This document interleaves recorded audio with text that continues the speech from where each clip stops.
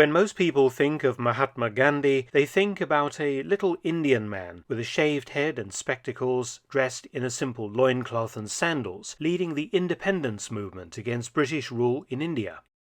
But this Gandhi emerged in middle age, for Gandhi had other lives leading up to his international fame that were tied to his anti-colonialism and nationalism and humanitarianism that few people, certainly in the West, seem aware of.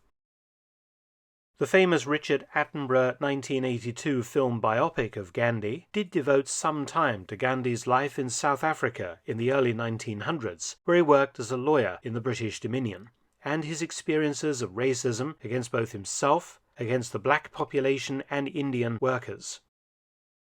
In fact, Gandhi really came to prominence and fame in South Africa before returning to India to campaign for independence. But there was another aspect of Gandhi's early life in South Africa that Attenborough glossed over in the film and which people are always surprised to learn about today. Gandhi was a soldier for 2 periods of his life in South Africa, serving the army of the British Empire, and even more incredibly, he was given a high honour by the British Indian government because of his military service in campaigns to further British imperial interests, and not those of any putative independence movement in faraway India. I grew up with stories about Gandhi and India because, like many British families, mine had members who had served in the subcontinent as soldiers. My maternal grandfather was in India between 1934 and 1939, including combat on the notorious Northwest frontier, and I still have the medal he was awarded for that campaign. He could speak passable Urdu, the language of the British Indian Army, and loved India, always referring to it with great affection throughout the rest of his life. My paternal grandfather had arrived in India in 1943, serving in the Burma campaign and then on garrison duty in western India, at Lahore, now in Pakistan, during the last years of British rule, seeing firsthand the terrible intercommunal violence that erupted between Hindus and Muslims. Both of my grandfathers were involved with policing some of the huge pro-independence meetings attended by Gandhi, and both saw him in the flesh. So I grew up with stories of this man also. So how did Gandhi, the man so intimately involved in forcing the British to quit India, end up serving in the British Army? Gandhi came from an influential Indian family, born in 1869 in Gujarat. His father was Chief Minister of Porbandar State. Gandhi was able to study for 3 years at University College London, and also enrolled the Inns of Court School of Law at Inner Temple in London, intending to become a barrister. To our American audience, a barrister is a courtroom lawyer. In 1889, a dockers' strike in London greatly interested Gandhi. The dockers won better pay and conditions for themselves, and the manner of their strike impressed Gandhi. He made some friends with influential British academics, churchmen, and activists, and in 1891, at the age of 22, he was called to the bar, that is, he became a qualified barrister. Returning to India, his legal career failed because Gandhi was too shy to be an effective courtroom lawyer. He was no good at cross-questioning. And in 1893 he moved to South Africa, where hundreds of thousands of his fellow Indians had moved to find work. Gandhi took a job as a lawyer for a Muslim-owned shipping business in Johannesburg. He would ultimately spend 21 years in South Africa, developing his political views, his ethics, and his politics. South Africa was a deeply racially segregated country, and Gandhi had some awful experiences, including being beaten up for trying to sit in a stagecoach with European passengers, being kicked into the gutter for walking on the pavement, and for being thrown off a train despite having a first-class ticket. This was very hard on someone of Gandhi's background and education, remembering that he was a British-educated qualified barrister. He was said to have thought of himself as British first and Indian second, but this gradually changed in racist South Africa. It made him think about the status of native peoples within the British Empire.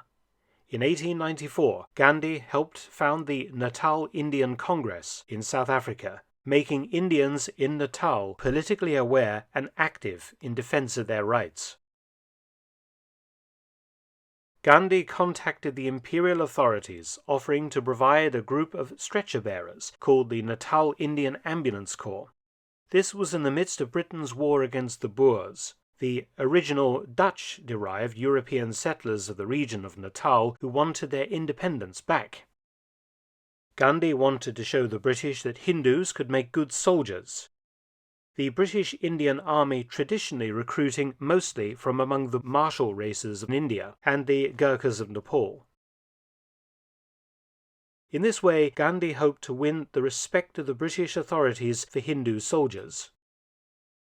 Gandhi's force totaled 1,100 Indian volunteers and would support British troops in action. They received military and first aid training before being dispatched into combat in formed units.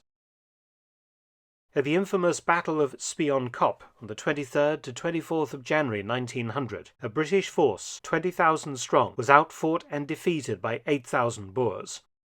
Casualties for the British were bad, with 243 killed and 1,250 wounded.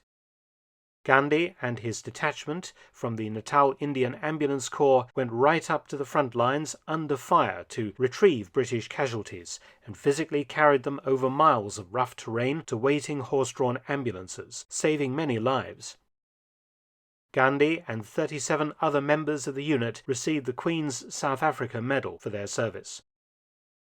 Gandhi would see action again in 1906, when a native rebellion broke out in the colony of Natal, when Zulus rose against British rule and taxation. Though Gandhi sympathized with the Zulus, he nonetheless once again encouraged Indian South Africans to join a volunteer stretcher-bearer unit, arguing that military service would be beneficial to the Indian community, giving them health and happiness. Gandhi ended up leading a mixed Indian-Black African 21-man volunteer stretcher unit that served for 2 months during the rebellion, before being disbanded. For this second period of military service to Britain, Gandhi was awarded the Natal Native Rebellion Medal. Gandhi was frustrated by the British refusal to use Indians of South Africa for more military roles, writing, quote, "If the government only realized what reserve force is being wasted, they could make use of it and give Indians the opportunity of a thorough training for actual warfare," end quote.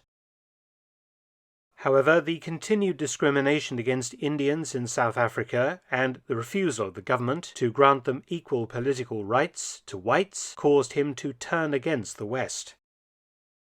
His newspaper, Indian Opinion, was quick to point out instances of racism against Indians in South Africa and also against black Africans as well.